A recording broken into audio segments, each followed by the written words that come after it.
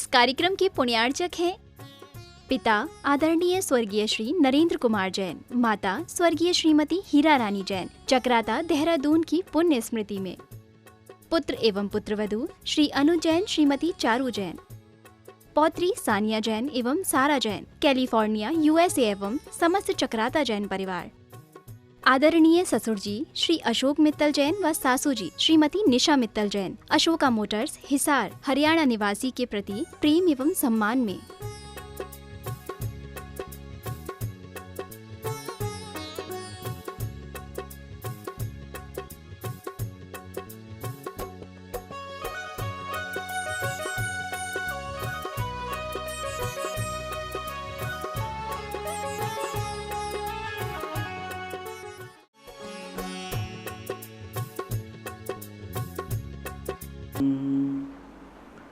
नमो सिद्धाणं नमो आयर्याणं नमो वज्रायाणं नमो लोये सवशाहुणं। पंच परमेष्टि भगवान की जय। आचार्य श्री गुरुवर कुंद महाराज की जय हो। आचार्य श्री गुरुवर विद्यासागर महाराज की जय। परम पूज्य निर्यापक श्रमण मुनि श्री सुधा सागर जी महाराज की जय। बोलो परम पूज्य श्री महासागर जी महाराज की जय। सविता जैन, उदयपुर। गुरुवर नमोस्तु। महाराज जी, इनकी जिज्ञासा है कि जो 8 कर्मों की स्थिति बंध की व्याख्या आपने की थी, तो जो स्थिति बंध होता है जीवों का, तो उस स्थिति बंध में क्या कर्म सत्ता में पड़े रहते हैं या उतने समय के बाद उदय में आते हैं?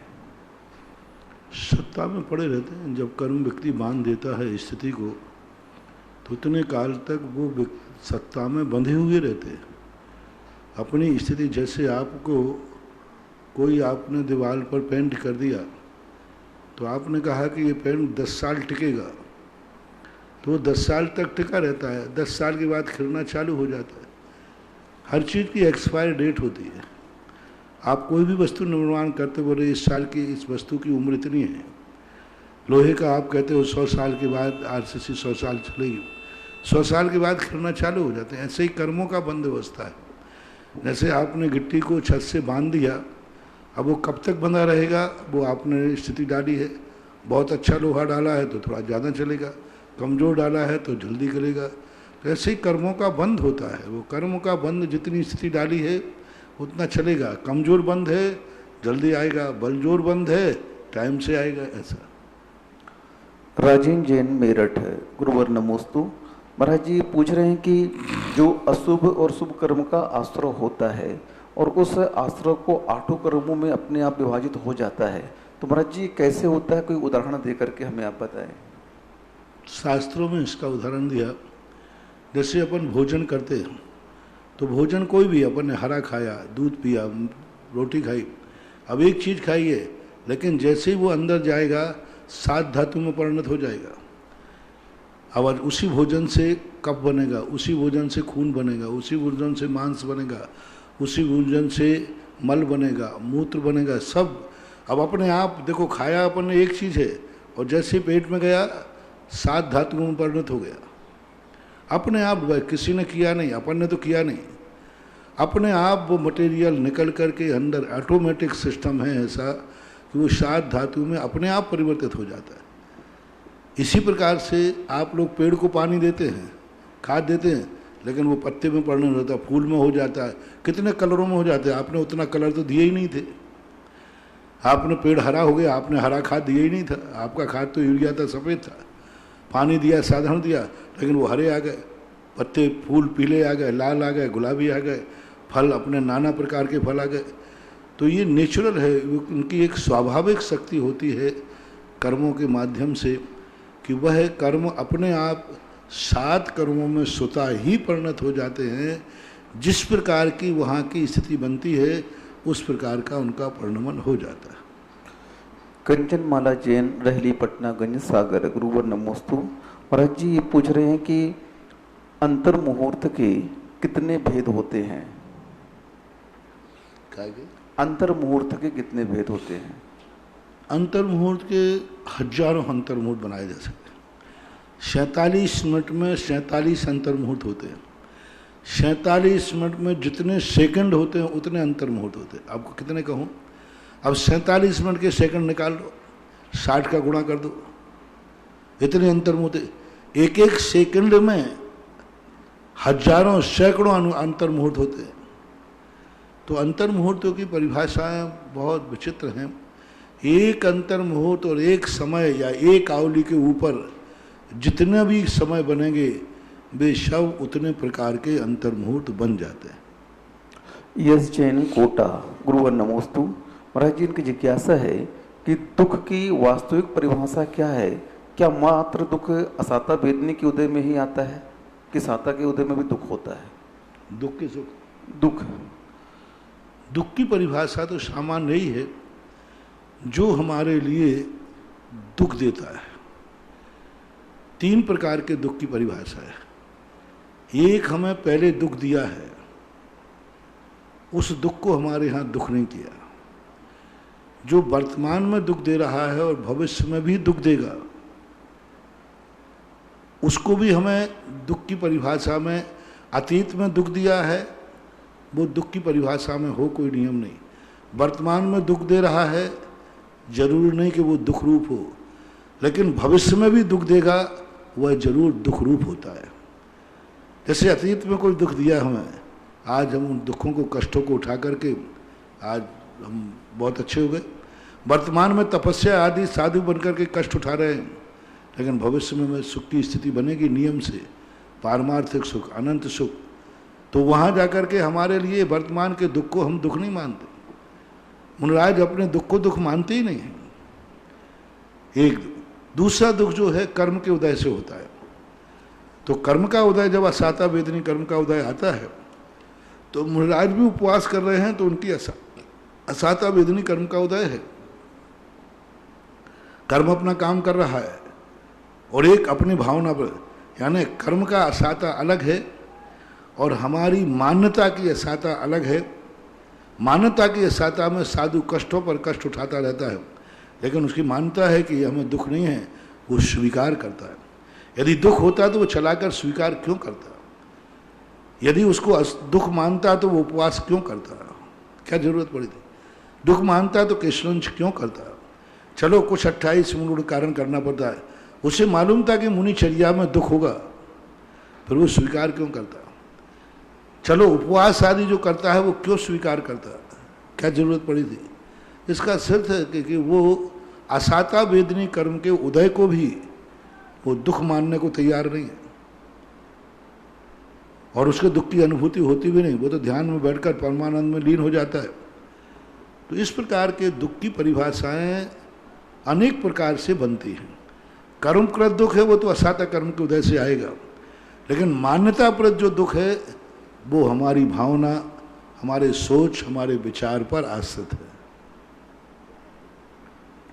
प्रबल जैन चरगवा, गुरुवर नमोस्तु। महाराज जी, इनकी जिज्ञासा है कि जब मिथ्यात्व के टुकड़े होते हैं तो मिथ्यात्व, सम्यक मिथ्यात्व और सम्यक प्रकृति ये होती हैं, तो महाराज जी इसकी प्रोसेस क्या है, प्रक्रिया क्या है इसकी होने की? परिणाम, जब व्यक्ति सम्यक दर्शन के अभिमुख होता है, करण लब्धि में प्रवेश करता है, उस समय उसका इतना तीव्र विशुद्ध परिणाम होता है, उसके मन में भाव आया, आज तक मुझे किसने संसार में रुलाया, मुझे गुरु ने जो तत्व दर्शन दिया ये तो आज तक मैंने किसी ने बताया ही नहीं, मुझे समझ में क्यों नहीं आया, मैं कहाँ भटकता रहा, इतना बढ़िया सत्य था। और ऐसा तीव्र परिणाम उसके अंदर आता है सत्य के प्रति, और असत्य के प्रति घृणा आती है। किसने आज तक मेरी जिंदगी को अंधेरे में रखा? ऐसी कौन सी शक्ति है, हे भगवान, हे प्रभु, हे आत्मा की शक्ति, जिसने मुझे आज तक अंधेरे में रखा, उसका मैं नाश करना चाहता हूँ, दोबारा नहीं आ जाए। ऐसे अंतरंग परिणाम जो आत्मा के अंदर उठता है, वह मिथ्यात के उस समय अंतःकरण करता है, उस समय 3 टुकड़े कर देता है। ये परिणाम हमारी भावनात्मक है। इन भावनात्मक परिणाम को परिणमन क्रिया के अंतर होता है। जब व्यक्ति वो अंतःकरण में प्रवेश करता है तो अपने विधिवत कर्मों को आगाल प्रत्यागाल करता है। आगाल प्रत्यागाल उनको कमजोर करता है, अनंत गुणाहीन करता है, स्थान को खाली करता है आगाल प्रत्यागाल के माध्यम से।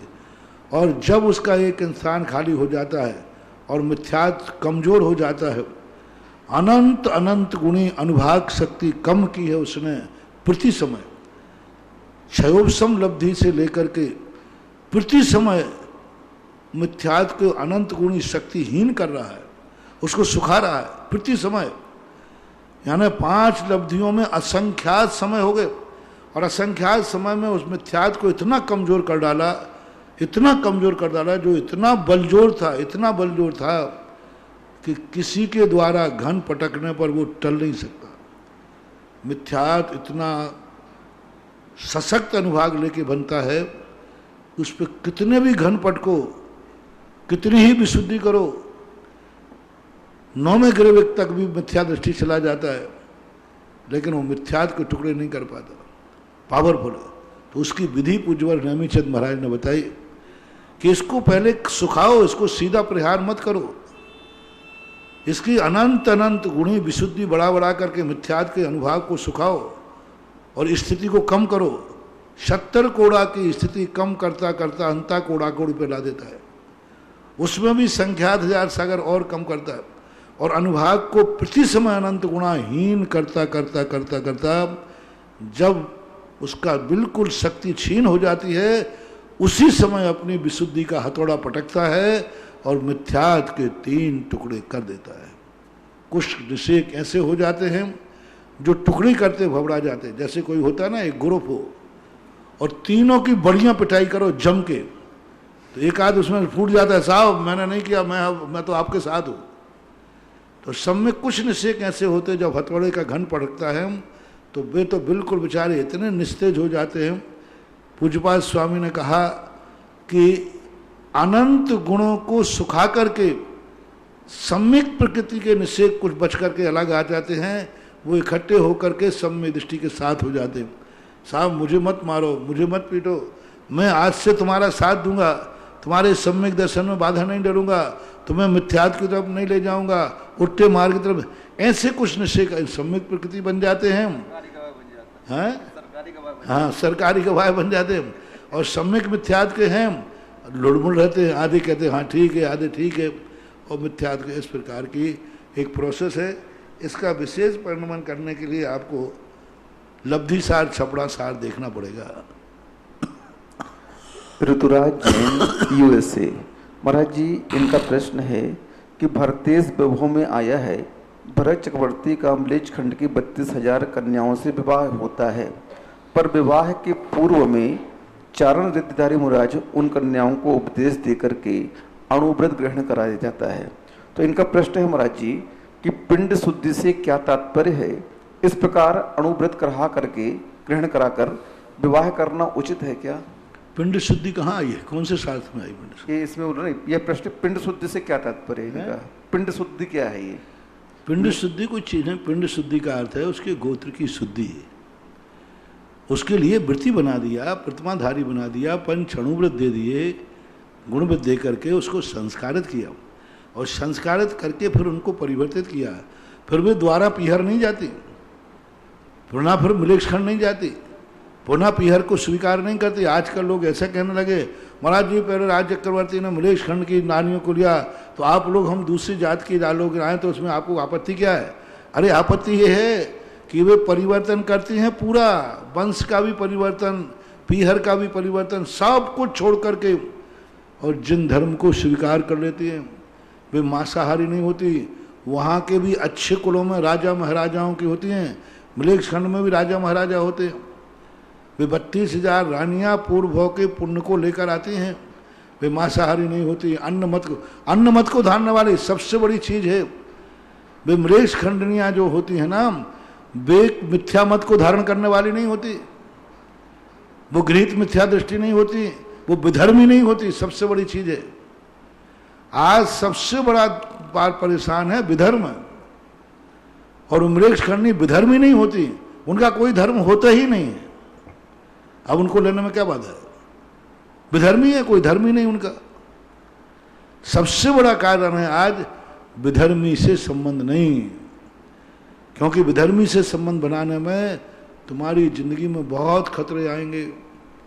जितने जितने संबंध बने हैं ज़्यादातर दुखी उठाते हैं, और जिंदगी में संकट आएंगे तो तुम क्या संस्कार क्या बनोगे? कुछ नहीं बन सकता। सौरभ जैन सोडरपुर, गुरुवर नमोस्तु। महाराज जी, इनकी जिज्ञासा है कि जो हम लोग अभिषेक के समय में बीजाक्षर बोलते हैं, तो उस बीजाक्षरों का अर्थ महाराज जी मालूम हम लोग को नहीं रहता कि क्या अर्थ है इसका। आपको जानकारी करना भी नहीं चाहिए। कुछ रहस्य ऐसे हैं जो अर्थ बनने के बाद उनकी अर्थ की जो स्थितियां हैं वो तुम्हारे जीवन से समझ नहीं पाओगे। व्यंजन जो होते हैं इनके ऊपर अपनी साधना को स्थापित किया जाता है।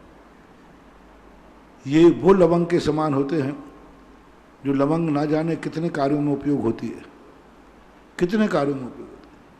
इसी प्रकार ये बीजाक्षर साधक की साधना है। वो उस बीजाक्षर में किसको स्थापित करना चाहता है। ये बीजाक्षर उच्चाटन मारण के काम भी आते, देवताओं की सिद्धि भी काम आते, कर्मों की क्षय के काम आते। साधक अपनी साधना से उसको स्थापित करता है, उसका नेचर देख करके। उनका अर्थ नहीं होता, उनका नेचर होता है। बीजाक्षरों का अर्थ नहीं होता, बीजाक्षरों का स्वभाव होता है, नेचर होता है। अब जो नेचर है, जैसे किसी का अपन कहते ना भैया उसका नेचर कैसा है, पर उसके नेचर के अनुसार साधक उसको मटेरियल देता है, उसको अपने लक्ष्य को स्थापित करता है, और उसके स्वभाव के अनुसार यदि हम उसको कार्य देते हैं तो बीजाक्षर हमारे कार्य की सिद्धि करता है। बीजाक्षर है तो अर्थ कैसा, और अर्थ है तो बीजाक्षर कैसा।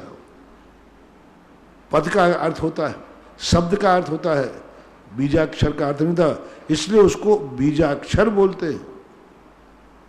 बीज का अक्षर होता है, यानी उसमें ना कोई डाल है, ना पेड़ है, ना कुछ है, मात्र बीज है, ऐसा माना जाए। दिनेश जैन भेड़ाघाट जबलपुर, गुरुवर नमोस्तु। महाराज जी ये कह रहे हैं कि बहुत सारी खंडित जैन प्रतिमाएं और जैन अवशेष यहाँ वहाँ पड़े रहते हैं, तो इनकी भावना है कि आपके माध्यम से एक अंतर्राष्ट्रीय ऐसा संग्रहालय बनना चाहिए कि जहाँ पर अपने ये अवशेष सुरक्षित रहें और हम इन्हें व्यवस्थित रख सकें। आप लाइए, कहाँ पड़े। मैं पूरे भारत में कई बार कह चुका, जहाँ भी आपके पास कैसी भी मूर्ति खंडित हो, पड़ी हो, कहीं मूर्ति हो, आप ला करके दीजिए। हमारे पास सब संग्रहालय सब व्यवस्थित किए हमने, सब जगह बहुत सारे स्थानों पर हमने। अभी कोटा के अंदर सैकड़ों मूर्तियाँ हैं। अभी म्यूजियम के अंदर एक जैन म्यूजियम, जैन गैलरी खुलवा करके उसमें स्थापित कराई। आप लाएँ तो सही हैं, कहाँ लाएँ, कहाँ हैं? जहाँ हो, जिसके पास हो, वो ला करके देवे, उनकी व्यवस्था हो जाएगी। दिलीप जैन कोटा, गुरुवर नमोस्तु। महाराज जी आपने दिन दान का 25% वितरण विभाग करना चाहिए, दान अपनी आय का। जहाँ जहाँ जो भी खंडित मूर्तियाँ हों, 2-3 MP UP वालों के लिए देवगढ़ का स्थान बनाया है। वहाँ आसपास की जो भी खंडित मूर्तियाँ मिलती हों आप देवगढ़ भेज दीजिए, बहुत बड़ा म्यूजियम है, अभी वहाँ रखी जा सकती है। राजस्थान वाले आप मेरे संपर्क करिए, हम कहीं भी रखवा देंगे। बहुत सारे स्थानों पर खंडित मूर्तियों को संग्रह करने का स्थान बनाया है, तो आप संग्रह तो कीजिए, कहाँ है। दिलीप जैन कोटा, गुरुवर नमोस्तु। महाराज जी कह रहे हैं कि आपने अपनी दान का, आय के दान का 25% वितरण विभाग बताया, तो किस हिसाब से 25% वितरण करेंगे? कैसे? अपनी आय का दान करने के लिए 25%। पहले 25% बाना देने वाला लाओ तो सही।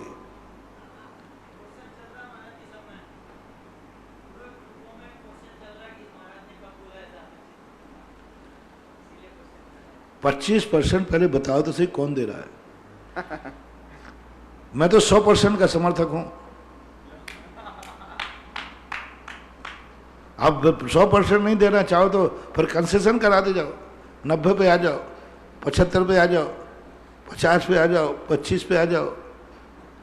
अपनी जिंदगी की, अपनी कमाई के 4 भाग करना चाहिए। एक भाग स्वयं के लिए, एक धर्म के लिए, एक अपने परिवार के लिए, और एक अपने मानव जाति के लिए।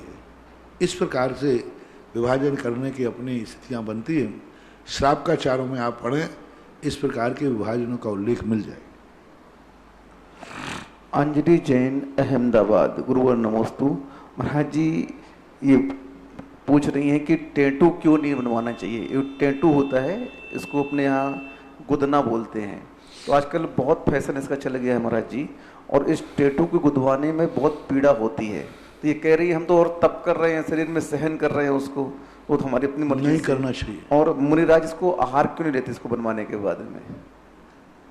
पहली बात तो ये खुदवाना नहीं चाहिए, ये राग की चरम सीमा है, स्त्री वेद के बंध का कारण है। क्योंकि शरीर को इस प्रकार से श्रृंगारित करना। दूसरी बात, गुदना करने के बाद आहार नहीं लेते हैं ऐसा तो नहीं है, मेरी जानकारी में नहीं है कि गुदना करने वाले, क्योंकि पहले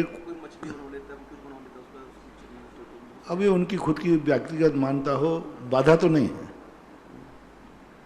मुस्कान जैन, दिल्ली। गुरुवर नमोस्तु। महाराज जी इनकी जिज्ञासा है, आपने प्रवचन किया कि जो कर्म का उदय है उसे सहना चाहिए, लेकिन महाराज जी कब तक सहना चाहिए? इनकी कोई फैक्ट्री होगी, कोई पड़ोसी होगा इनका, तो 25 साल से इन्हें परेशान कर रहा है, और जब इन्होंने उस फैक्ट्री को बेचने की सोची तो उसमें भी अड़ंगा लगाया। फिर इन्होंने सोचा कि हम पुलिस में रिपोर्ट लगा दें, लेकिन महाराज जी आपके प्रवचन सुनकर के हमने सोचा कर्म का उदय है, हमने पूरे बांधा इनके साथ में, तो फिर हम उसको कर्म के ऊपर छोड़ दिया। तो ये कब तक उसे कर्म के ऊपर छोड़ते जाएं? देखो, हमने पहले कह दिया, एक सिद्धांत होता है और एक अपनी शक्ति, सहनशीलता की शक्ति होती है। हमने सिद्धांत बता दिया ना, पारसनाथ का उदाहरण, 10 भाव, 10 भाव तक तुम्हें सहन करना है, ये मार्ग है। अब इसमें तुम कितना सहन कर सकते हो? 2 भाव, 1 भाव, 1 जीवन, आधा जीवन, 1 साल, 6 महीने, 1 दिन, 2 दिन, 1 घंटे, 1 मिनट। अब ये निर्णय किसको करना है? हमने मार्ग बता दिया, 10 भाव तक सहन करना है। महाराज इतना नहीं बने तो 5 भाव कर लो, महाराज इतना नहीं बने तो 1 भाव कर लो, इतना नहीं बने तो भाई 5 साल कर लो, साल भर कर लो, 6 महीने कर लो, 6 महीने तक सहन करो, फिर जो होगा सो देखा जाएगा। अब कम करते जाओ, तुम्हारा जितना बने, 1 मिनट कर लो कि चलो वो पहली गाली देगा तो हम कुछ नहीं बोलेंगे, करो तो सही, शुरुआत करो। अब बाद की जो स्थितियां हैं उसके लिए कानून पड़ा है, कोर्ट पड़ा है, फिर जैसा मौका होता है, जैसा सामने वाला होता है वैसा भी किया जाता है। हम यहाँ से मार्ग बताते हैं, अपवाद मार्ग नहीं बताते। अपवाद मार्ग हम बताएंगे तो मार्ग का लोप हो जाएगा, सभी लोग अपवाद मार्ग को ग्रहण करेंगे।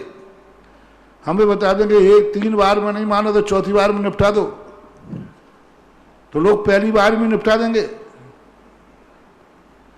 इसलिए हम निपटाने वाली बात नहीं कह पाएंगे, हम तो यही कह पाएंगे सहन करो। अब तुम्हारे निपटाने वाली बात है तुम्हारी क्षमता की परासत है।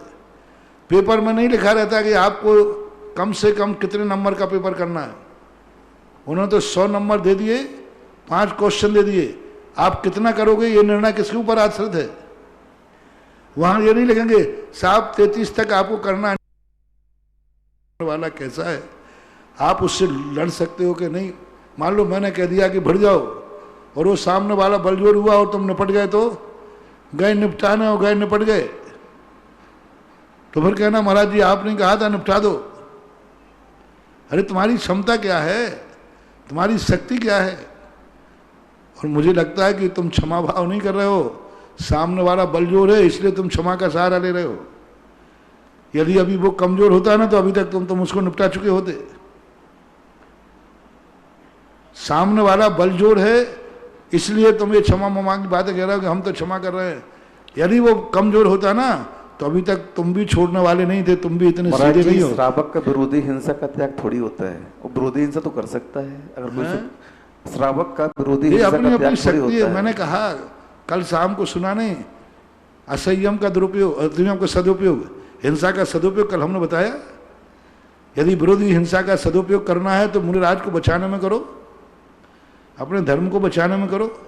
कल मैंने कितने बढ़िया कहा, 5 पापों का सदुपयोग, सभी लोग पुण्य का सदुपयोग बताते हैं, कल मैंने पाप का सदुपयोग, पाप का सदुपयोग, पांचों पापों का सदुपयोग करो।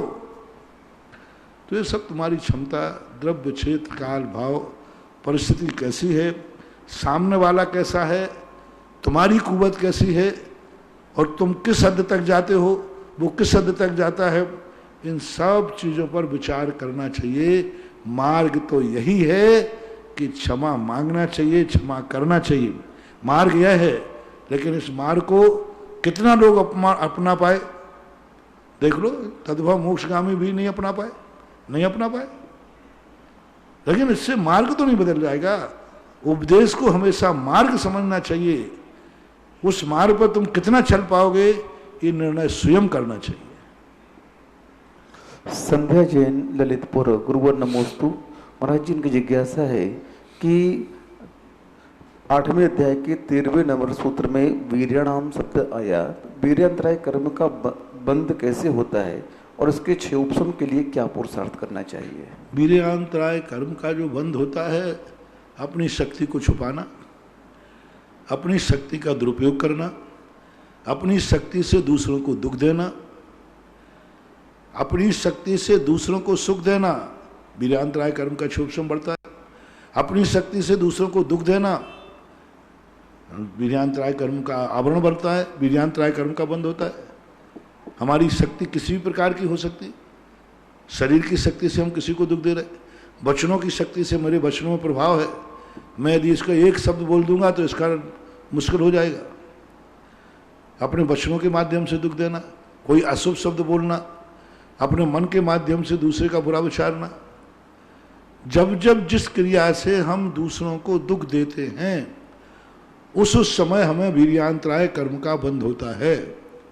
जब जब हम अपनी शक्ति को धर्म अच्छे कार्यों से छुपाते हैं, जब जब छुपाए, जिन जिन अच्छे कार्यों में हम अपनी शक्ति छुपाएंगे वीर्यांतराय कर्म का बंध होगा, और धरती को नहीं छुपाएंगे तो वीर्यांतराय कर्म का क्षय उपशम होगा। सिद्धांत जैन, नागपुर। गुरुवर नमोस्तु। महाराज जी, ये पूछ रहे हैं कि कर्म सिद्धांत पढ़ने के लिए कहाँ से शुरुआत करनी चाहिए? कर्म सिद्धांत पढ़ने के लिए सबसे पहले जैन सिद्धांत प्रवेश का गोपाल दास जी बरैया जी ने लिखी, उसको पढ़ना चाहिए। 24 ठाणा पढ़ना चाहिए।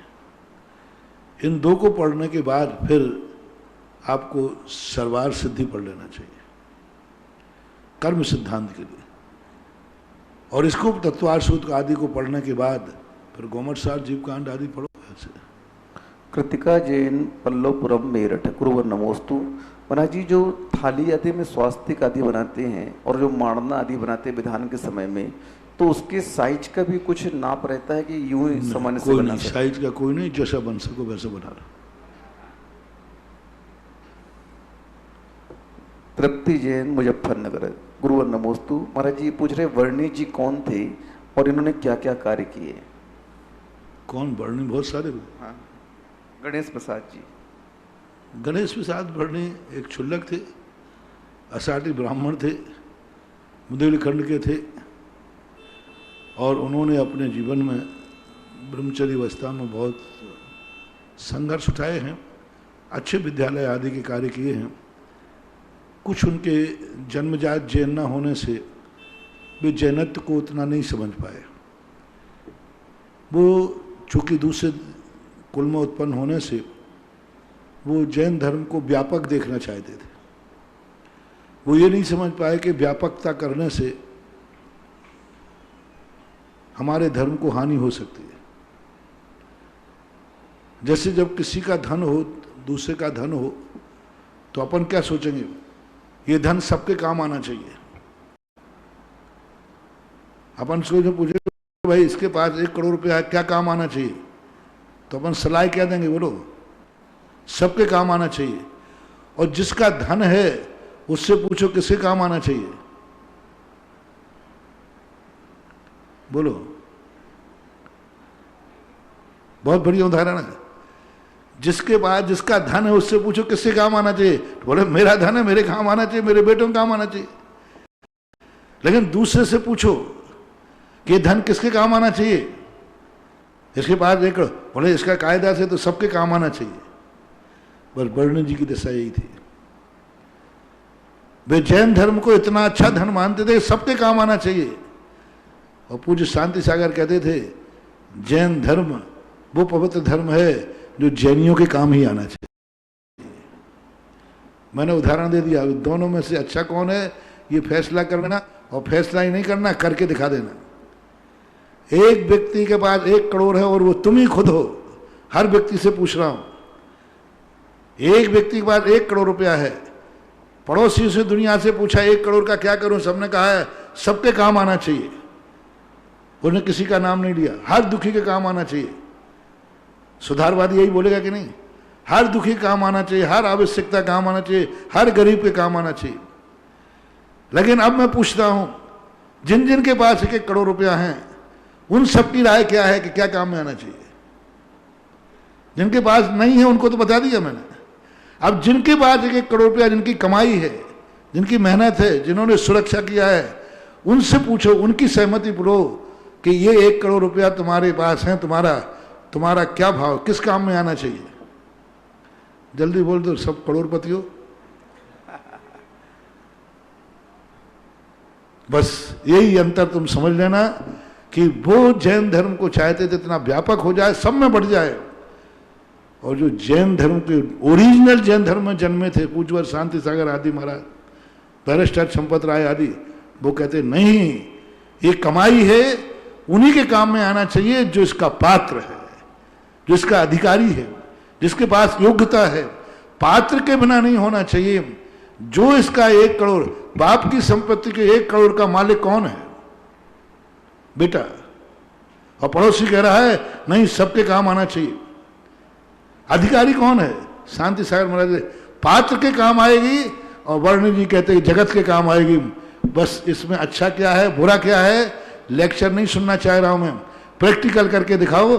तुम्हारे पास 1 करोड़ रुपया है, पूरा नगर कह रहा है सबको बांट दो, और तुम्हारा मन क्या कह रहा है? तुम बाप हो, 10 बेटे हैं तुम्हारे, तुम क्या कहोगे? और जो इस बात पर समर्थन करेगा, मैं उसके 1 करोड़ सारी संपत्ति दुनिया में बंटवाऊंगा। हाँ ठीक बात।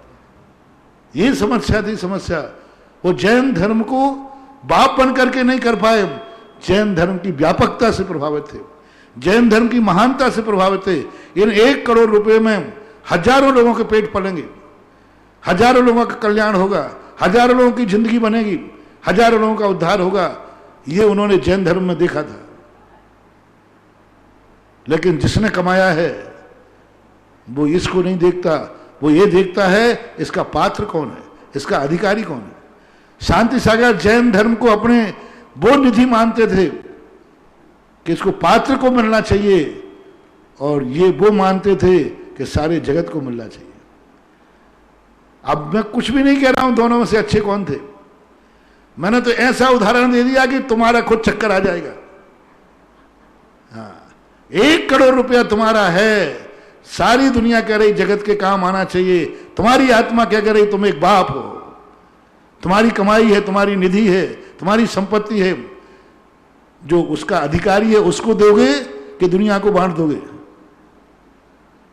क्यों रे भाई, बोल भाई दे हैं। और विनोद भैया से पूछो तेरी संपत्ति क्या दो हैं। अब विनोद से पूछो भाई, विनोद से मैं पूछूं इसके बाद 1 करोड़ रुपए क्या करें? अरे महाराज सारे जगत में बंटवा दो गरीबों के लिए। और जिसने कमाया है उससे पूछो वो क्या कह रहा है। बस यही अंतर था, वो उसको नहीं समझ पाया कि इतना व्यापक करने में धर्म लुट जाएगा, धर्म चला जाएगा, धर्म बढ़ जाएगा, अनधिकृत को कभी नहीं देना चाहिए। वो नहीं समझ पाए क्योंकि वो पड़ोसी थे। वो जैन धर्म उनकी आत्मा की पर्याय नहीं बन पाया। जैन धर्म को वो कुल जाति परंपरा से नहीं समझ पाए। यदि वंश परंपरा से उनको जैन धर्म मिलता तो शायद वो इतनी व्यापकता पर न जाकर के वो कहते नहीं, पात्र को ही मिलना चाहिए। इसलिए वर्ण जी ने बहुत सारे काम किए हैं, लेकिन कुछ कार्य ऐसे किए जिस कारण से स्थान समाज में नहीं पा पाए।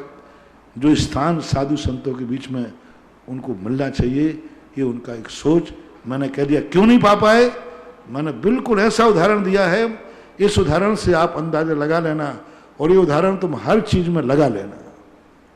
डाली जैन डिंडोरी अमरकंटक गुरुवर नमोस्तु। महाराज जी ये पूछ रही हैं कि जब रत्नात्रय की तीला करते हैं तो उस तीला के दौरान में सम्यक दर्शन, सम्यक ज्ञान, सम्यक चरित्र की पूजा की जाती है, तो तीनों पूजा एक साथ करनी चाहिए क्या, एक एक दिन तीनों पूजा करनी चाहिए? तीनों एक साथ ही रत्नात्रय करते हैं, अलग अलग कर लो तो कोई बात नहीं, लेकिन तीनों दिन तीनों की कर लो तो कोई बाधा नहीं है, कर लेते। परम पूज्य आचार्य गुरुदेव श्री विद्यासागर जी महाराज के परम आज्ञानुवर्ती शिष्य निर्यापक श्रवण मुनि पुंगव श्री सुधासागर जी महाराज के मुखारबिंद से देश विदेश में अपने घरों पर विराजित सभी भक्त जो कि जिज्ञासा भेजने वाले हैं, सुनने वाले हैं, देखने वाले हैं, जिनवाणी चैनल और सुधा कलश चैनल के माध्यम से अपने घरों पर समाधान पाते हैं और गुरु के मुख से निकली हुई बात को अपने जीवन में आत्मसात करते हैं, उन सभी भक्तों की ओर से गुरुवार के चरणों में त्रिवार नमोस्तु नमोस्तु नमोस्तु। सहस्कूट जिनालय जो कि बिजौलिया में बनने जा रहा है, उस सहस्कूट जिनालय के लिए विज्ञान नगर कोटा से Shrimati Anshu Jain SBI branch manager, उन्होंने जन्मदिवस के अवसर पर एक प्रतिमा विराजमान करने की भावना भाई है। सांगनेर श्रवण संस्कृति संस्थान हेतु विजयंत कुमार, मीना, मृणाल, नताशा, वंशिका, योगित, मुकुल, मोनिका, गर्वित जैन अलवर, इन्होंने एक छात्रा के खर्चा के लिए 1,51,000 रुपए की राशि प्रदान करने की घोषणा की है। साथ ही स्वर्णदान एक असीमकालीन भक्तामर जो बिजौलिया में चल रहा है, इसे तो 51,000 रुपए की राशि अनीता, अनिल, अमन, अन्वेषा, आरोही जैन मिर्जापुर उत्तर प्रदेश से प्राप्त हुई है। और स्वर्णदान हेतु विश्व के बड़े बाबा की वेदिका पर स्वर्ण कार्य के लिए नवीन, मधु, राशि, डॉक्टर नितिन, डॉक्टर बीनू जैन सहादरा दिल्ली से इनकी घोषणा आई है। सभी के सम्मान में जोरदार तालियां। महाराज जी प्रथम जिज्ञासा है, नमोस्तु गुरुवार विजय जी पहाड़िया जयपुर से पूछ रहे हैं, क्या महाराज श्री घर की छत पर घूमते हुए माला जाप करते हैं तथा भावों से तीर्थ एवं अतिशय क्षेत्र की वंदना करते हैं, क्या ऐसा करना कहां तक ठीक है, कृपया मार्गदर्शन करें।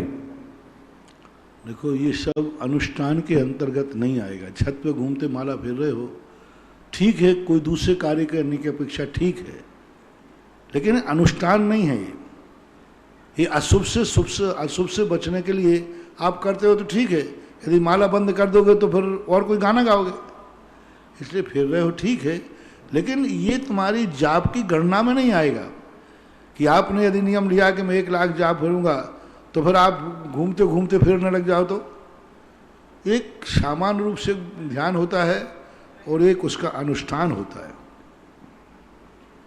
अगली जिज्ञासा है, महाराज श्री आपके परम भक्त हैं, बचपन से ही आपके चरणों की रज हमेशा पाते रहे, विनोद छाबड़ा जयपुर और सचिन दिल्ली। महाराज से इन लोगों की भावना है कि आपके आशीर्वाद से छोटी क्लास के बच्चों की फीस या छात्रावास की जो भी सुविधा हो, 12,000 रुपए प्रत्येक बच्चे को छात्रवृत्ति के रूप में। इसके लिए हमारे सांबा बगल में बहुत सारी चीज़ों के लिए आया है, बहुत वर्षों से चल रहा है। हमने कई स्थानों पर ऐसे गरीबों की सहायता के लिए ध्रुव फंड बनाए, कई स्थानों पर बनाए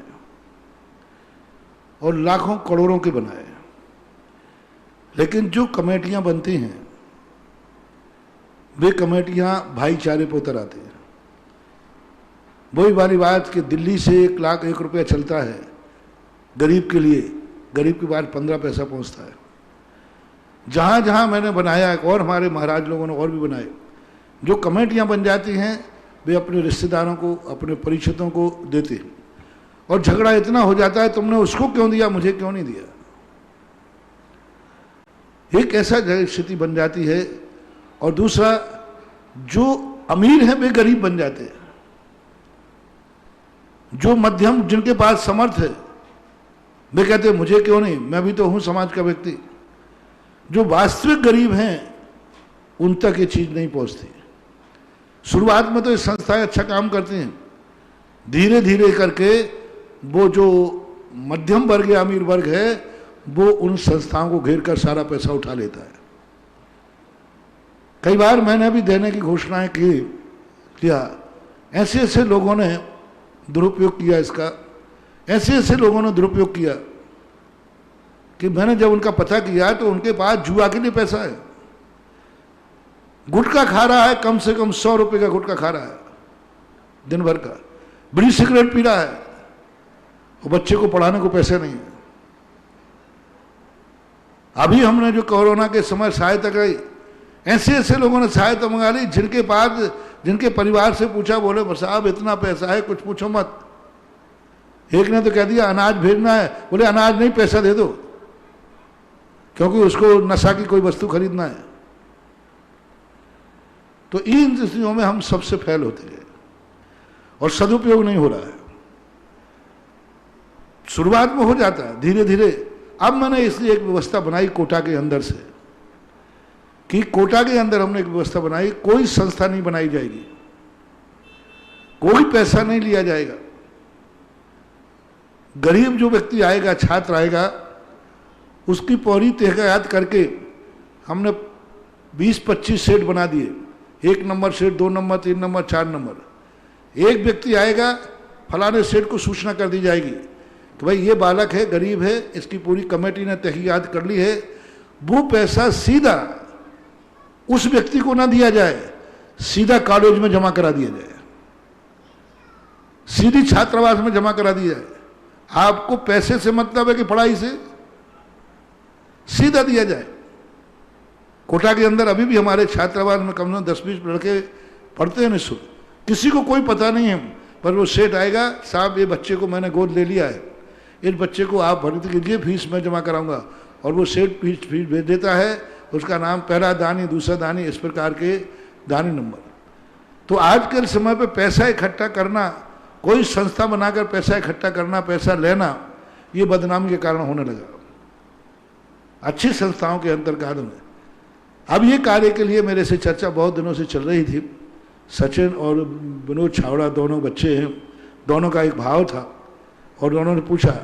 तब मैंने कहा कि आप, तो उन्होंने यही विधि बनाई, कोई पैसा किसी से नहीं लिया जाएगा, मात्र आपकी एंट्री होगी, आपको फलाने बालक का नाम भेजा जाएगा और कहा जाएगा कि फलाना कॉलेज है, फलाना हॉस्टल है, वहाँ आपको इतनी फीस भेजना है। और बच्चे का पूरा एड्रेस भेजा जाएगा। जो देने वाला है उसको भी मालूम रहना चाहिए मैंने किस बच्चे की फीस दी है, और जिस बच्चे को मिली है उसको भी मालूम रहना चाहिए किस सेठ ने मेरे ऊपर उपकार किया है। संस्थाओं में इकट्ठा कर दिया, दातार का पता ही नहीं किसने। और जो कमेटी के पदाधिकारी हैं वो अपनी बाय बाल उठते हैं, मैंने इतने बच्चों के लिए सहायता कराई, और उन्होंने एक बच्चे की सहायता नहीं की और दातार का पता ही नहीं।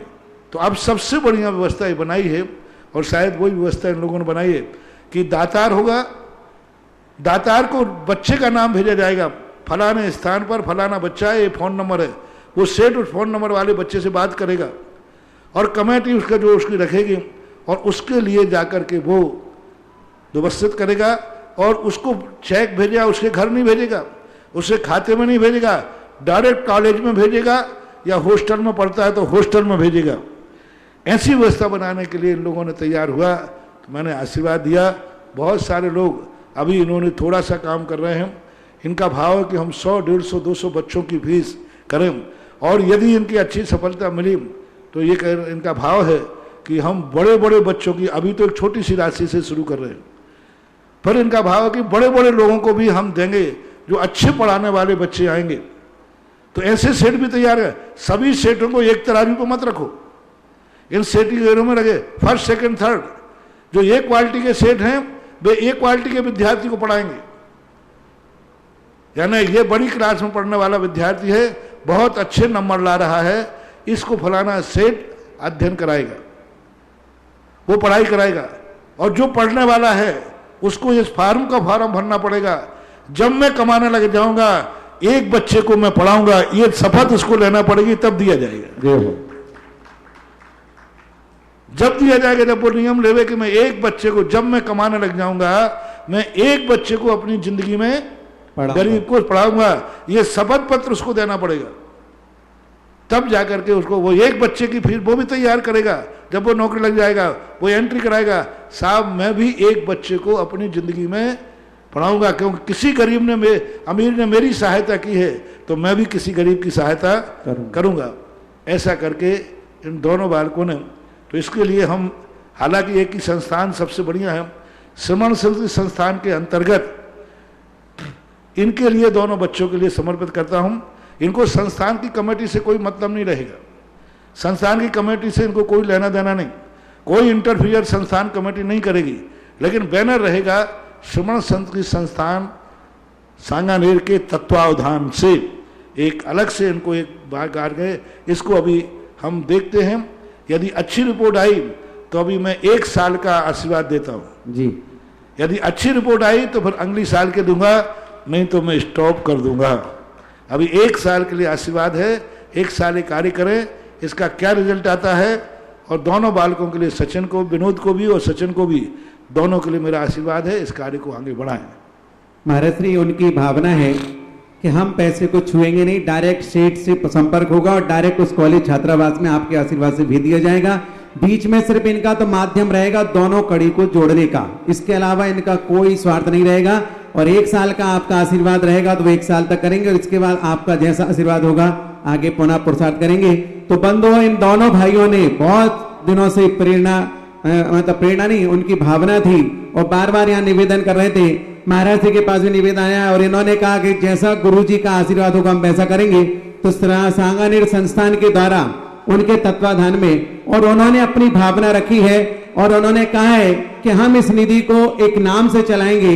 वो कोई कमेटी नहीं होगी, उसमें कोई बैंक का अकाउंट नहीं होगा, कोई साइन नहीं होंगे, कोई सिग्नेचर नहीं होंगे, लेकिन उनकी भावना है कि इसमें कम से कम गुरुवर का नाम जुड़ा रहे। तो उन्होंने कहा निर्यापक श्रमण संत श्री सुधा सागर छात्र निधि के नाम से हम इसको प्रसारित करेंगे। एक बार जोरदार तालियों से उन दोनों भक्तों के सम्मान में ताली हो जाएंगे। कल हम फिर इन भाइयों से संपर्क करके जो भी होगा आगे की चर्चा पुनः फिर करेंगे अगली जिज्ञासा रिकॉर्डिंग के माध्यम से। परम पूज्य निर्यापक श्रमण के चरणों में हम सब बहनों का कोटि सा नमन। मुनिश्री, एक जिज्ञासा है। आचार्य पूज्यपाद स्वामी सर्वार्थ सिद्धि में 5वें सूत्र की व्याख्या करते हुए उन्होंने जीव में घटाया आगम द्रव्य जीव, नौ आगम द्रव्य जीव, आगम भाव जीव और नौ आगम भाव जीव। तो जीव में तो घटा दिया इन्होंने। जैसे मान लो हम इसमें सम्यक दर्शन को लगाएं और सम्यक दर्शन में नाम से सम्यक दर्शन, स्थापना में सम्यक दर्शन, तो जब द्रव्य सम्यक दर्शन और भाव सम्यक दर्शन लगाएंगे तो सामान्य से विवक्षा में तो लगा लेंगे कि आगे ये द्रव्य, आगे सम्यक दृष्टि होगा सो द्रव्य सम्यक दर्शन है, और जो सम्यक दर्शन से सहित है वो भाव सम्यक दर्शन है।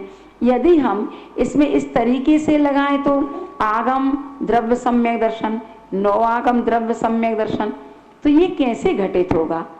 आगम भाव सम्यक दर्शन, नौ आगम भाव सम्यक दर्शन, इसको घटित आपके श्रीमुख से इसको घटित करना सुनना आगम के अनुसार आगम की परिभाषा ये होती है जो उसका ज्ञाता है लेकिन वर्तमान में वो अनुपयुक्त है। तो आगम द्रव्य सम्यक दर्शन ये है कि वह जानता है सम्यक दर्शन को, लेकिन वर्तमान में सम्यक दर्शन में उसका उपयोग नहीं है। नौ आगम में है, उसका ज्ञाता भी है, तद्रूप उपयोग अनुभव भी कर रहा है, पर्यारूप परिणत भी है। इस प्रकार से तो आगम और नौ आगम की परिभाषा घटाएंगे तो सब में लगेगा, में भी लगेगा। द्रव्य में त्रिकालिक शक्ति हमारी आत्मा में सम्यक दर्शन की है, वह द्रव्यांग त्रिकालिक रूप है। भाव आगम हमारी वर्तमान में अभिव्यक्ति है। विशेष रूप से आगम और नौ आगम में जो लगाया जाता है आगम द्रव्य सम्यक दर्शन। तो आगम में शास्त्रों में जो सम्यक दर्शन की परिभाषाएं हैं उनको जानकार है, ज्ञाता है, सब कुछ है, लेकिन वर्तमान में वह उपयोग से रहित है, उसके संबंध में उसके ज्ञान में नहीं आ रहा है। तो आगम सम्यक दर्शन है। नौ आगम जो उसको जानता है, अनुभव में भी आ रहा है और वर्तमान में उसी पे चर्चा कर रहा है, उसी को उपयोग में ला रहा है, तो नौ आगम सम्यक दर्शन सबके साथ यही लगेगा, ऐसा मानना चाहिए। अगली जिज्ञासा ब्रह्मचारी महावीर भैया। मेरे गुरुदेव को बारंबार नमस्तु। महाराज श्री, आज पूरे भारत में सरकार की तरफ से हिंदू मंदिर और मंदिरों को खोलने की परमिशन हो गई है। अपने जैन मंदिर जो जैन क्षेत्र हैं कुछ खुल गए हैं, अब कुछ क्षेत्रों पर कमेटियों ने खोले नहीं है, तो कमेटियों पे दबाव आ रहा है कि आप भी इन क्षेत्रों पे दर्शन की परमिशन दें। ठीक है, तो ऐसे कमेटी चर्चा चल रही है इस पर। सरकार के पास तो कोई समय होता नहीं, कभी भी उन्होंने देखो किस समय उन्होंने मंदिर खोलने की समय दिया, जिस समय सारे लोग लोग इसको श्राद्ध मानते हैं, सारा भारत इसको श्राद्ध मानता है, अशुभ मानता है। अंग्रेजों ने जब देश की चाबी दी तो बोले रात के 12 बजे दूंगा मैं तो। भाई प्रातः काल तो बोले नहीं रात आने दूंगा। ऐसे मुहूर्त में दी कि तुम जिंदगी भर लड़ते भिड़ते रहना आपसे में, उनके जाति बंटवारा हो गया। इसी प्रकार कब दी अभी? अरे भाई 5 दिन पहले दे देते छूट, या फिर सीधी 5 में देते छूट।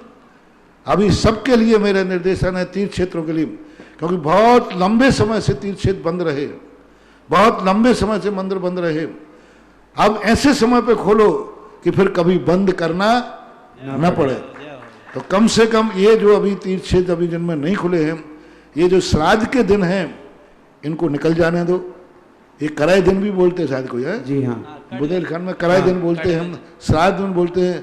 लोक व्यवहार की अपेक्षा और ज्योतिष के अनुसार ये पखवाड़ा ठीक माना जाता है।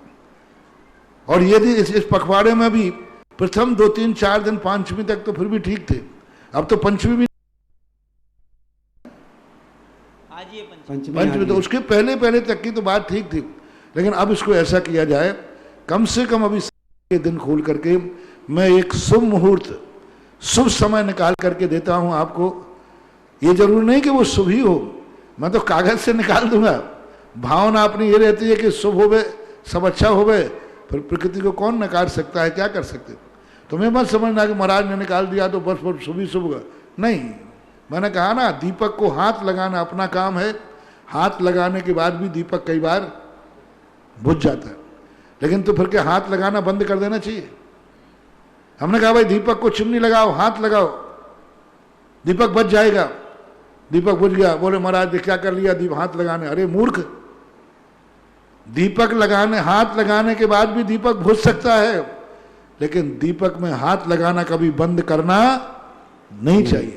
जब जब हवा का बच भी तो जाता है, सदा सदा जब जब हाथ लगाया तब तब दीपक बुझा कि कभी कभी बचा भी है। बचा है, बचता ज्यादा है कि बुझता ज्यादा है? बचता ज्यादा है। मेरे दीपक बुझते कम है।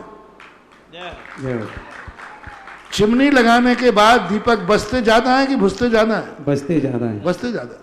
तो ये सब मुहूर्त वगैरह बुझते दीपक को हाथ लगाने के समान है। यदि बिगड़ जाए तो काम, हाथ लगाने को बदनामी मत करना, हाथ लगाने की बदनामी नहीं करना, ये पुरुषार्थ कहलाता है, करना ही चाहिए। वो मूर्ख है जो ये बात कहे कि हाथ लगाने के बाद भी भुज सकता है इसलिए मैं हाथ ही नहीं लगाता। वो मूर्ख है, अज्ञानी है। इसलिए हाथ लगाने के लिए आज प्रश्न आया है, मैं इसके लिए कर रहा हूं। अभी ये मानस बना लें, जो खुल चुके हैं ठीक है, जिनमें खुल गए चालू हैं उनके लिए बंद नहीं करना, लेकिन जिनमें अभी चालू नहीं हुए हैं, नवजा अभी सांगानेर है, ज्ञानोदय है, शायद आमावई है, सुदर्शनोदय है, सब इनके लिए क्या व्यवस्था बनाना है मैं इसके लिए एक आध दिन में सोच के बता देता हूँ। इतना पक्का है कि अभी इस श्राद्ध के दिनों में जो तीर्थ क्षेत्र अभी नहीं खोले हैं और जो मेरी बात को मानते हैं उनके, जो नहीं मानते उनके लिए मेरा कोई उपदेश नहीं है। हमेशा ध्यान रखना, हम यहाँ से कोई फरमान जारी करें तो ये उन्हीं लोगों के लिए है जो मेरी बात मानते। जो नहीं मानते उनके लिए मेरा कोई आदेश नहीं, कोई उपदेश नहीं, वे फ्री है। इसलिए जो मानते हैं उनके लिए अभी श्राद्धों तक बंद रखना है। उसके बाद मैं तुम्हारे लिए एक शुभ मुहूर्त कुछ समय बताता हूँ, उसमें भी मर्यादा के साथ, क्योंकि हमारे लोग जैनिक कानून, सबसे ज़्यादा अब जैनियों पर कहर हो रहा है, सबसे ज़्यादा जैनियों में। बिजोलिया के अभी एसडीएम में आए, बोले महाराज जी अभी तक बिजोलिया में एक अजैन नहीं मरा और कोरोना से जैनी को मरना शुरू हो गया। क्यों? जैनी कानून नहीं मानता, जैनी मर्यादा में है ही नहीं, और जैनी सुषंद हो जाता है और व्यापारी वर्ग है, सारी मर्यादाएं जैनी तोड़ रहे और मेहनत करते नहीं। अरे मजदूरी मर्यादाएं तोड़ रहा है, लेकिन वो दिन भर धूप में तो रहते, मेहनत तो करते, मर्यादा भी तुम तोड़ रहे हो और एसी में बैठ रहे हो। तुम्हारा शरीर कमजोर है, मजदूरों का शरीर नहीं है, उनको कुछ नहीं होना, उनके शरीर में बहुत ताकत है। पर जैनी लोग अनुशासनहीन हो जाते हैं, थोड़ी छूट। मेरे सामने मैंने 10 बार यहाँ छूट दी, लेकिन जब भी अभिषेक देखने खड़े होंगे बिल्कुल सब एक साथ खड़े हो जाएंगे। मैंने कहा भैया तुम्हें छूट दे रहा हूँ, व्यवस्थित खड़े हो। इतना मैंने पहली बार देखा किसी बीमारी पर इतना। हर मोबाइल बोल रहा है जब भी घर से बाहर निकलो व्यक्ति से 6 फुट दूर रहो। मोबाइल तो सबके पास होंगे ना जी। बोलो प्रतिदिन मोबाइल में आप कितने बार खोलते हो? 100 बार। 100 बार वो कह रहा है कि 6 फुट दूर रहो, मुंह को बंद करके रखो। कितने लोग उस बात में, आज तक मैंने किसी बीमारी में इतना सावधान करते नहीं देखा। फिर भी जैनी नहीं मार रहे, जैनी 6 फुट दूर नहीं रह रहे, मास्क लगा के नहीं बाहर निकल रहे, सैनिटाइजर अपने जेब में रखो कहा है वो नहीं कर रहे, कुछ नहीं कर रहे। क्या करें हम? इसलिए बहुत डर लगता है। तीर्थ क्षेत्रों खोलने के बाद मैं बताऊंगा किस मर्यादा के साथ खुले। मात धर्मशालाएं नहीं खोली जाएंगी अभी। मात मंदिर में दर्शन करने की बात को मैं समय दूंगा किस दिन से करना है। कोई कमेटियों पर दबाव मत दें, उन कमेटियों के लिए मैं निर्देशित कर दूंगा। नमस्ते महाराज। अगली जिज्ञासा पुनः रिकॉर्डिंग के माध्यम से। निर्यापक मणि श्री सुधासागर जी महाराज को नमस्तु। महाराज जी, क्षयोपशमिक सम्यक दर्शन की उत्कृष्ट अवधि 66 सागर, और ये शुभ आयु में ही होता है। तो वो शुभ आयु तो हैं देव और मनुष्य। तो जो जीव क्षयोपशमिक सम्यक दर्शन वाले थे, तीर्थंकर प्रकृति बांधकर नरक गए, तो नरक में क्षयोपशमिक दर्शन उनको प्रकट हुआ। तो ये कैसे घटित होगा? बताया ये गया कि ये शुभ आयु यानी देव और मनुष्य में ही होती है। कृपया शंका का समाधान। इसके 2 कारण हैं। पहला बात, उसने जब आयु बंद की थी तब वो सम्यक दृष्टि नहीं था। वध्यायस कहलाते हैं कर्म सिद्धांत के अनुसार। सम्यक दृष्टि को तो नियम से शुभ आयु ही बनती है, ही लगाना भी लगाने की जरूरत ही नहीं है। लेकिन उसने आयु पहले बांध ली मिथ्यात्व के साथ, निकृष्ट परिणाम के साथ। आयु बंधने के बाद फिर सम्यक दर्शन प्राप्त किया। अब इसमें 2 सम्यक दर्शन प्राप्त हुए, एक क्षयोपशम और एक क्षायक। तो क्षयोपशम सम्यक दर्शन जब प्राप्त कर लिया उसने, और नरक आयु पहले बांध ली थी, अब वो आयु का बंद होने के बाद फिर पलटा नहीं जा सकता। तो वो क्षयोपशम सम्यक दृष्टि जब नरक जाएगा, एक अंतर मुहूर्त के लिए तीर्थंकर प्रकृति का बंध रुक जाएगा। मिथ्या दृष्टि आयु भी मिथ्यात्व के साथ बांधी है और मरेगा भी जाकर के मिथ्यात्व के साथ ही। क्षयोपशम सम्यक दृष्टि नियम से वह गुणस्थान है, एक अंतर मुहूर्त के उसे मिथ्या दृष्टि होना ही पड़ेगा। इसलिए निर्णय हो गया कि सम्यक दृष्टि को नरक आयु का बंध नहीं होता है, और क्षयोपशम सम्यक दृष्टि सम्यक दर्शन के साथ नरक नहीं जाता है। मिथ्यात्व के साथ आयु बंद की, बाद में सम्यक दर्शन हुआ, मरण करते समय सम्यक दर्शन छूटा, और वहां जाकर के एक अंतर मुहूर्त बाद पर्याप्त तक होते ही पुनः उसने सम्यक दर्शन प्राप्त कर लिया, तीर्थंकर प्रकृति का बंध चालू कर लिया। एक अंतर मुहूर्त को तीर्थंकर प्रकृति का बंध रुक जाता है। अब दूसरा कोई व्यक्ति ने अशुभ कर्म मिथ्या दृष्टि के साथ नरक आयु का बंध कर लिया, और बाद में उसने छायक सम्यक दर्शन प्राप्त किया, राजा शरणक जैसा। तो छायक सम्यक दर्शन तो छूटेगा नहीं, लेकिन वो पहली पृथ्वी तक जाएगा। तो सम्यक दृष्टि ने नरक आयु का बंध नहीं किया, नरक आयु बंद करने के बाद उसने सम्यक दर्शन प्राप्त कर लिया, ऐसा मानना चाहिए। यदि सम्यक दर्शन है आयु बंद के समय या मरते समय, तो नियम से वो देव ही जाएगा, और देवों में सम्यक दर्शन है तो वो नियम से मनुष्य ही बनेगा। अगली जिज्ञासा पुनः रिकॉर्डिंग के माध्यम से। गुरुवर नमोस्तु। मैं सुधीर जैन परासिया से। गुरुवर, मेरी जिज्ञासा ये है कि जब किसी साधु संत की संलेखना होती है तो वे परद्रव्य का आलंबन लेते हैं, जैसे पंच परमेष्टि आदि का, या स्वतत्व या आत्मचिंतन, अपने आत्मस्वरूप का चिंतन करते हैं। अगर कोई स्वाध्यायी अव्रत सम्यक दृष्टि है तो उसे अंत समय में अपना ही मतलब अपने आत्मस्वरूप का आलंबन लेना चाहिए या पंच परमेष्टि का?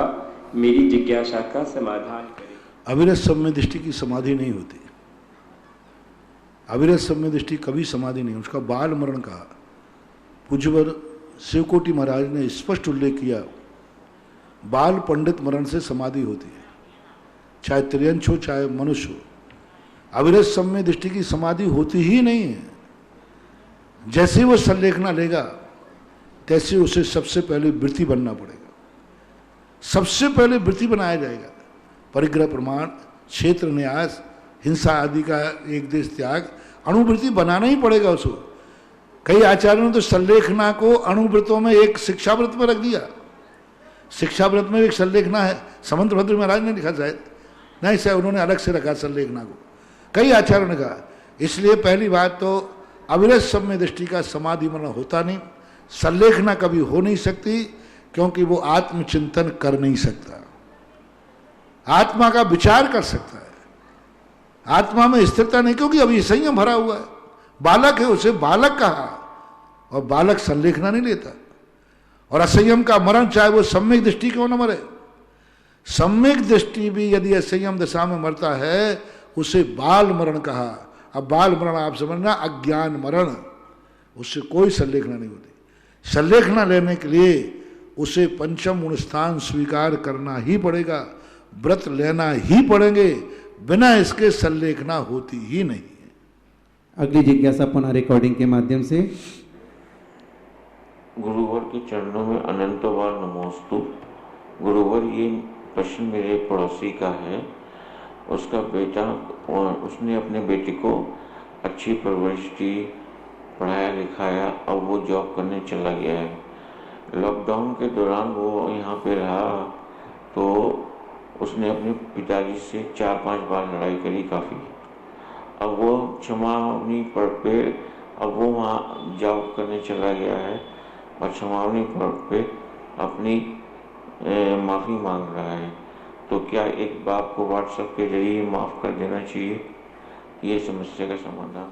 ये आपकी परिस्थितियाँ हैं, वो किस परिस्थिति में क्षमा मांग रहा है, उसकी परिस्थिति क्या है।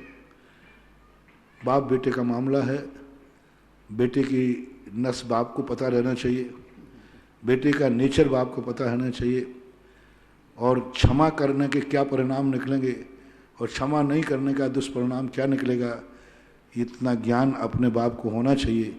यदि इतना भी ज्ञान नहीं करता है तो उसे बाप नहीं बनना चाहिए। इस प्रकार से आज के जिज्ञासा समाधान कार्यक्रम संपन्न हुआ। आज की आरती के लिए तैयार रहेंगे पटवारी परिवार, जिन्हें परम पूज्य महाराज श्री का आहार कराने का सौभाग्य मिला था। इसके पूर्व जिनवाणी स्तुति।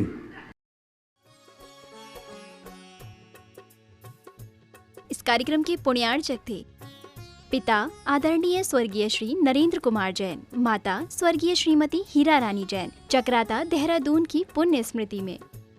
पुत्र एवं पुत्रवधू श्री अनु जैन, श्रीमती चारू जैन, पौत्री सानिया जैन एवं सारा जैन, कैलिफोर्निया यूएसए एवं समस्त चक्राता जैन परिवार। आदरणीय ससुर जी श्री अशोक मित्तल जैन व सासू जी श्रीमती निशा मित्तल जैन, अशोका मोटर्स, हिसार, हरियाणा निवासी के प्रति प्रेम एवं सम्मान में